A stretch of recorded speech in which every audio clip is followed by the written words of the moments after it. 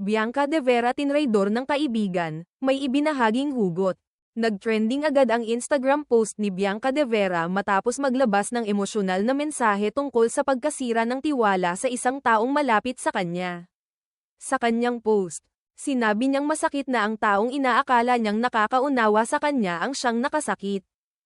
Kalakip ang mga linyang, pinagkatiwalaan kita, at you are the last person I expected to be this careless. Dahil dito, umani ng suporta at simpatsya mula sa mga netizens. Habang ang ilan ay nag-isip na baka bahagi lang ito ng kanyang bagong proyekto kasama sina Will Ashley at Dustin Yu. May iba pang nadamay tulad ni Mika Salamanca, na iniuugnay ng ilan sa issue.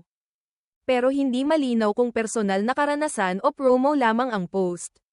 Ano man ang dahilan, nakuha ni Bianca ang atensyon ng publiko at marami ang nakarelate sa kanyang mensahe tungkol sa tiwala at pagkakaibigan.